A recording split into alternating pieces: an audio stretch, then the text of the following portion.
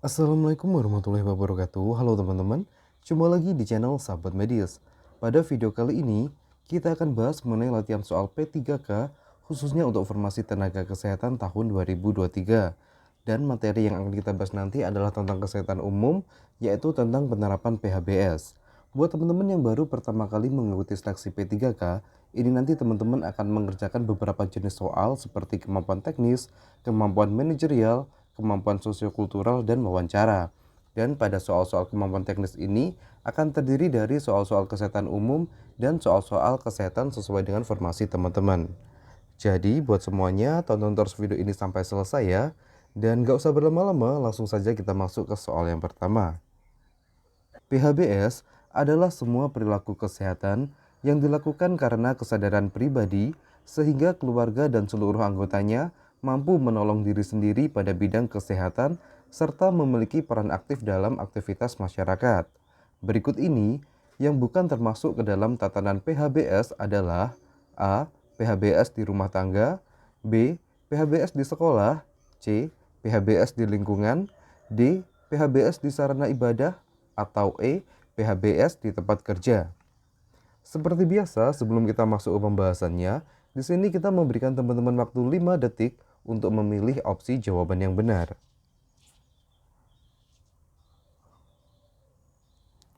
Dan jawaban yang tepat adalah opsi D, yaitu PHBS di sarana ibadah. Terdapat 5 tatanan PHBS, diantaranya adalah yang pertama PHBS di rumah tangga, kemudian yang kedua PHBS di sekolah, yang ketiga PHBS di lingkungan, yang keempat PHBS di tempat kerja, dan yang kelima PHBS di sarana kesehatan. Sebelum kita masuk ke soal berikutnya, di sini kita mau menginfokan salah satu platform penyedia latihan soal P3K yang bisa teman-teman ikuti untuk memantapkan diri menghadapi seleksi P3K tahun ini. Platform tersebut adalah NIP Warrior. Pada platform NIP Warrior ini terdiri dari banyak formasi ya teman-teman, diantaranya dokter umum, perawat terampil, perawat ahli, bidan, penyuluh kesehatan, epidemiologi, rekam medis, peranata laboratorium, perawat gigi, apoteker, dan asisten apoteker. Sebagai contoh di sini akan kita buka untuk formasi bidan. Jika teman-teman gabung pada platform ini, beberapa fasilitas yang teman-teman dapatkan diantaranya, yang pertama adalah pembahasan soal bersama mentor di Zoom, kemudian 13 video pembelajaran kompetensi manajerial, sosiokultural, dan wawancara. Berikutnya adalah 4 paket tryout kemampuan teknis bidan terampil, 4 paket tryout manajerial, sosiokultural, dan wawancara. Kemudian teman-teman juga mendapatkan PDF materi kebidanan dan ringkasan kesehatan umum. Selain itu teman-teman juga difasilitasi grup WhatsApp dan free konsultasi dengan tim NIP Warrior. Untuk cara gabungnya, teman-teman tinggal klik saja linknya di deskripsi video ini. Oke, sekarang kita kembali ke materi video kita ya teman-teman. Kita masuk ke soal nomor 2. Nyonya Rina adalah seorang kader kesehatan puskesmas yang akan memberi penyuluhan pada kegiatan Posbindu tentang pentingnya penerapan PHBS di rumah tangga. Berikut ini merupakan indikator PHBS di rumah tangga kecuali A. Memberi ASI eksklusif, B. Mencuci tangan dengan air bersih dan sabun, C. Melakukan aktivitas fisik setiap hari, D. Makan tinggi karbohidrat dan tinggi protein, atau E. Tidak merokok di dalam rumah. Dan jawaban yang tepat adalah opsi D, yaitu makan tinggi karbohidrat dan tinggi protein. Di sini seharusnya adalah makan buah dan sayur setiap hari. Oke, sekarang kita bahas 10 indikator penerapan PHBS di rumah tangga. Yang pertama, persalinan ditolong tenaga kesehatan. Yang kedua, memberi ASI eksklusif. Ketiga, menimbang balita setiap bulan. 4. Menggunakan air bersih. 5. Mencuci tangan dengan air bersih dan sabun. 6. Menggunakan jamban sehat. 7. Memberantas jentik dalam rumah. 8. Makan buah dan sayur setiap hari. 9. Melakukan aktivitas fisik setiap hari. Dan yang ke-10, tidak merokok di dalam rumah. Kita lanjut ke soal berikutnya. Dalam menyambut peringatan HKN tahun 2023, Nyonya Ani yang merupakan petugas puskesmas akan memberikan penyuluhan PHBS pada pemuka masyarakat atau tokoh masyarakat. Dalam kasus ini, sasaran pembinaan PHBS yang dilakukan Nyonya Ani masuk ke dalam kelompok A. Sasaran primer, B. Sasaran sekunder, C. Sasaran tersier, D. Sasaran langsung, atau E. Sasaran tidak langsung.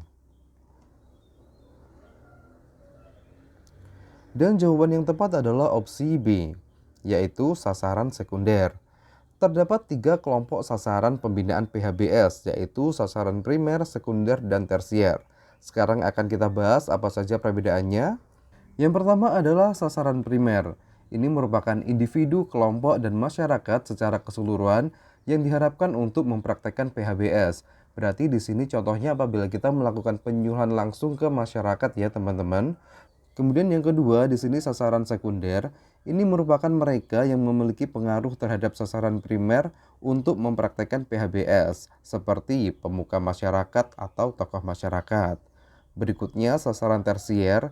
Ini merupakan pengambilan keputusan formal berupa kebijakan atau peraturan dan menyediakan sumber daya dalam proses pembinaan PHBS. Oke, sekarang kita lanjut ke soal berikutnya. Mencuci tangan dengan sabun sebelum dan setelah makan merupakan salah satu indikator penerapan PHBS di sekolah.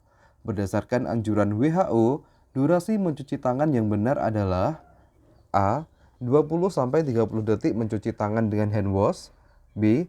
30-40 detik mencuci tangan dengan hand wash. C. 40-60 detik mencuci tangan dengan hand wash. D. 30-40 detik mencuci tangan dengan hand scrub. Atau E. 40-60 detik mencuci tangan dengan hand scrub. Dan jawaban yang tepat adalah opsi C, yaitu 40-60 detik mencuci tangan dengan hand wash. Sedangkan apabila kita mencuci tangan dengan hand scrub, ini durasinya adalah 20-30 detik.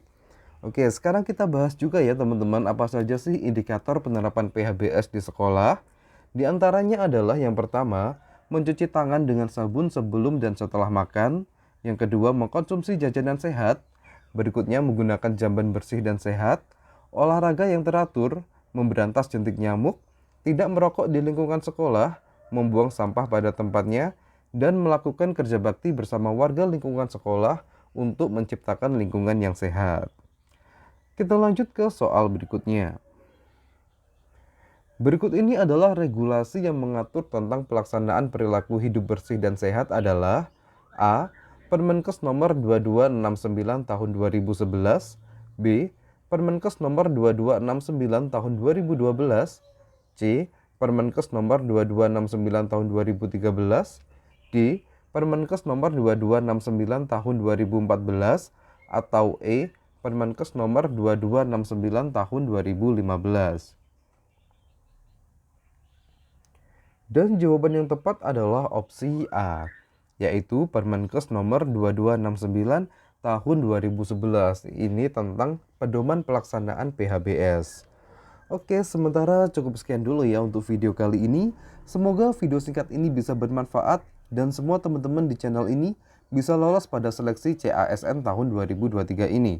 Wassalamualaikum warahmatullahi wabarakatuh. Sampai jumpa di video berikutnya.